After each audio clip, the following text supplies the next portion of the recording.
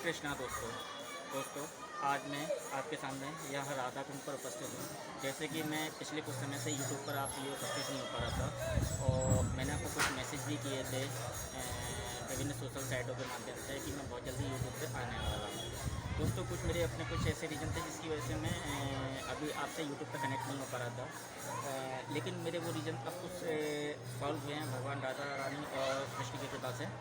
तो मैं आज यहाँ पर आपको राधा कुंड की महिमा के बारे में बताना चाहता हूँ। जैसा कि मैंने आपसे कहा था कि एक इम्पॉर्टेंट मैसेज है। देखिए, आज हम लोग की सबसे बड़ी प्रॉब्लम क्या है कि हम लोग ये सोचते हैं कि दुनिया में इतने सारे तीर्थ हैं, हम कहाँ जाएं, हम क्या करें।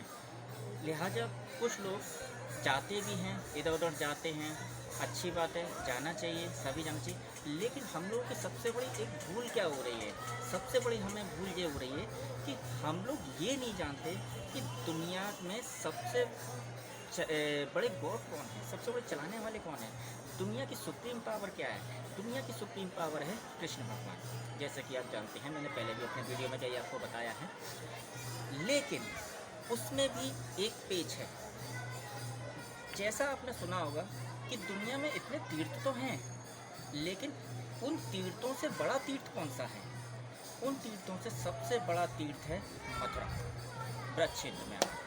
मथुरा हमारा बहुत बड़ा क्षेत्र है, बहुत अच्छा तीर्थ है और हम सभी को वहाँ पे दर्शन के लिए जाना चाहिए। लेकिन मथुरा से भी बड़ा तीर्थ है वृंदावन, वृंदावन से भी बड़ा तीर्थ है बरसाना, और बरसाना से भी बड़ा तीर्थ है श्री गोवर्धन महाराज।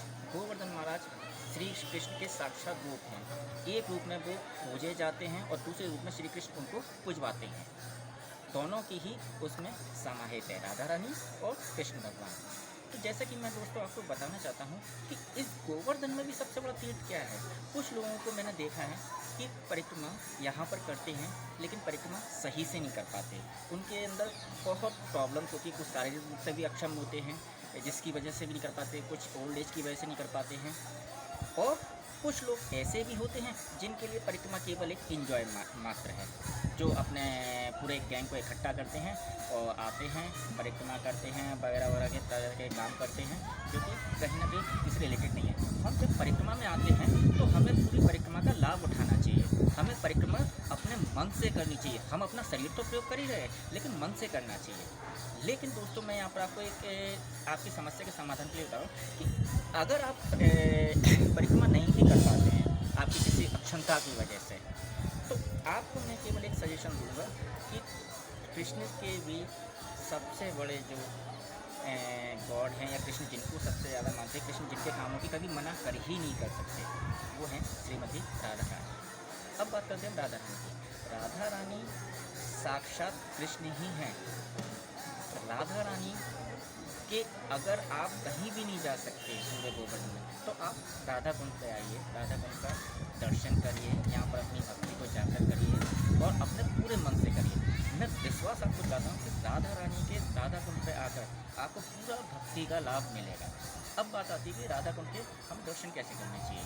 देखिए, मैंने देखा है राधा कुंड पर भी लोग लगा के आते आते अपने पैरों, सबसे पहले पैरों की थकान घटाते हैं। सबसे पहले जो वहाँ का जल है, जो साक्षात राधा स्वरूप है, उसमें सीधे पैर डाल देते हैं। जैसे दुनिया की सबसे बड़ी मेहनत उन्हीं ने करी है, इससे ज़्यादा और कोई मेहनत कर ही नहीं सकता। आके उसके बाद पूजा कर रहे हैं, पूजा करने के दौरान उनकी जो फूलों से भी आरती कर रहे हैं, जैसे भी आरती कर रहे हैं, केवल एक नाम मात्र की आरती होती है, या जो पुष्प अर्पित करते हैं सीधे फेंक के, ये सब गलत है।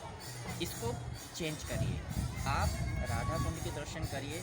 आप कहीं भी नहीं जा सकते, केवल राधा कुंड पे आइए और राधा कुंड के दर्शन करिए। राधा रानी ने ये कुंड अपने कंगन से बनाया था, जो कि एक स्क्वायर शेप में, चौकोर शेप में, जबकि कृष्ण भगवान ने जो अपना कृष्ण कुंड बनवाया था वो बांसुरी से बनवाया था, जो कि टेढ़ा मेढ़ा है। क्योंकि भाई सीधी सी बात, आप जानते हैं कृष्ण तो टेढ़ा मेढ़ा है, उसकी बात तो वही टेढ़ी मेढ़ी होती है।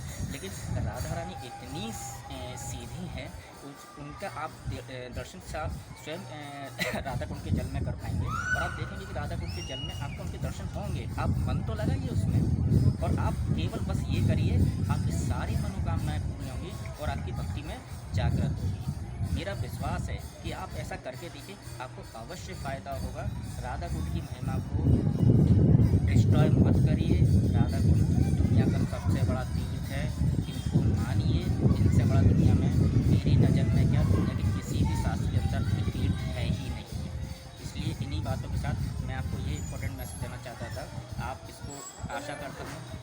जाएंगे और राधा कुंड के जो दर्शन करेंगे अपने मन से करेंगे। तन तो यूज हो ही रहा है, अगर आप परिक्रमा करते हैं तो करिए, लेकिन अगर परिक्रमा नहीं कर पा रहे तो राधा कुंड के दर्शन जरूर करिए। आपकी सारी परिक्रमा की उपलब्धि यहीं पर हो जाएगी। हरे कृष्णा जय श्री राधे, हरे कृष्णा जय श्री राधे।